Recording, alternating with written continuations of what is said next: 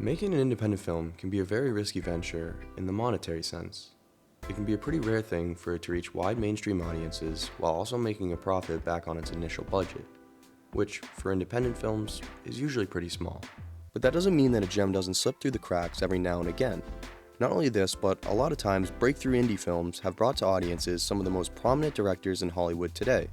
Quentin Tarantino, Christopher Nolan, the Coen brothers are just a few examples of directors who made their initial mark on the world of cinema with an independent breakthrough who also went on to make many more successful films with higher budgets.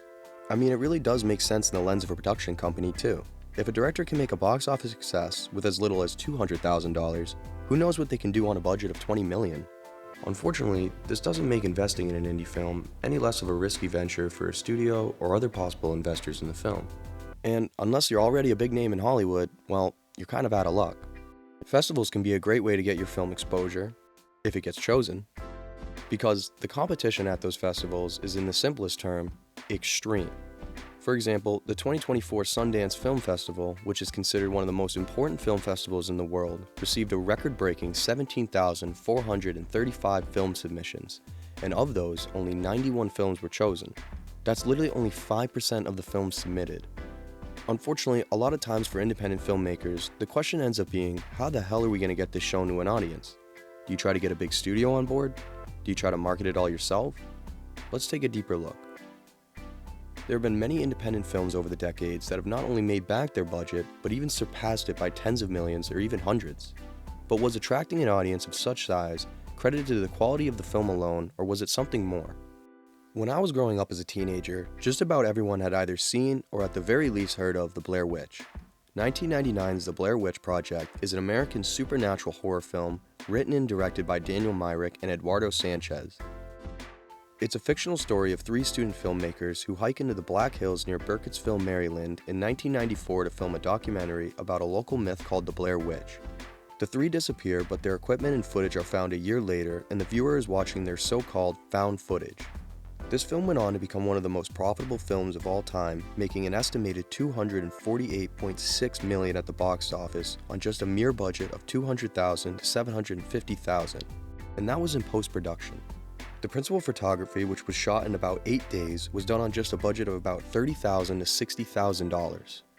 But once you hear about how the creators went about promoting the film, the massive return starts to make more sense. Months before Blair Witch made its premiere at Sundance, the film had already garnered up a sizable audience due to the filmmakers using something to their advantage that, at the time, was still in its infancy. That thing was the internet. Daniel and Eduardo knew the potential in it and used it to their advantage to make the legend they created become a reality. The filmmakers created a website called BlairWitch.com, which detailed the backstory of the Blair Witch legend, presenting it as if it were real.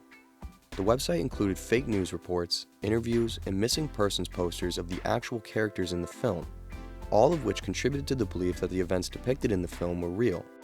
And this ambiguity around the film being true or not generated significant word-of-mouth marketing, which drove many to go see the movie and find out for themselves. The film also came out during an era of skepticism, meaning it was able to tap into the growing interest in paranormal phenomena and conspiracy theories.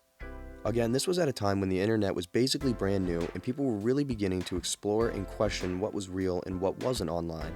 With all of this, the Blair Witch Project is normally credited as the film that brought the filming technique of found footage to mainstream popularity. For we have seen a lot of other popular works that came out after Blair Witch using this technique, such as Cloverfield, Chronicle, and As Above, So Below, just to name a few. Sometimes another major factor that will influence a small budget film's success is who you know. Lawrence Bender, one of the producers of Reservoir Dogs, played a critical role in getting the film's script to Harvey Keitel. This was due to a connection Bender had with a friend of Keitel's wife, Lily Parker, an acting teacher. Bender asked Parker to pass the script to Keitel, hoping it would catch his interest. Director Quentin Tarantino figured that if he could get just one big name in Hollywood to be on board with his film Reservoir Dogs, that he would successfully be able to secure a higher budget. And it worked. By getting Keitel attached to the project, the film gained much more credibility, allowing him to eventually secure a $1.2 million budget, enough for Quentin to finally make his movie. Now, although this wasn't a smash box office hit, it made his position in Hollywood as a director legit and allowed him to make many more movies that have gone on to be massive box office successes like Pulp Fiction, Django Unchained, Inglourious Basterds, and Once Upon a Time in Hollywood. And sometimes you don't need a big Hollywood name or sizable budget. No, sometimes all you need for your indie film to be a success is to just leave it in the hands of the audience itself. Word of mouth is a very powerful thing, and in some cases could just be the very thing that makes or breaks a film. I mean, people really do take others' recommendations. That's how I've come to watch many of the movies that I've loved, like Interstellar or Fight Club, was from someone else telling me how good they were. Otherwise, who knows if I would have found them and watched them on my own. One of the best examples of an indie film becoming a big success, mainly due to word of mouth, is the 2007 supernatural horror film Paranormal Activity, produced, written, directed, photographed, and edited by Oren Peli. The film centers on a young couple, Katie and Micah, who are haunted by a supernatural presence inside their home. They then set up a video camera to document what's haunting them. The film was originally shot on a budget of just $15,000. After being screened back in October of 2007 at the Screamfest Horror Film Festival in Los Angeles, the film caught the attention of Paramount Pictures, which then led to the film being acquired by them, where it was also given a new ending which cost an additional $200,000. Paramount was very strategic in the beginning, and they made it so that early screenings of the film were limited to select theaters that were mainly in college towns like San Diego, where it was shown at the AMC Mission Valley Theater. Younger audiences such as college students were also seen as ideal targets for generating a word-of-mouth buzz surrounding the film. At the time, social media was beginning to make big waves with massive platforms like Facebook, Twitter, and YouTube, and the biggest group using those platforms were young people back then. Younger people also tend to have a strong influence on popular cultural trends as well.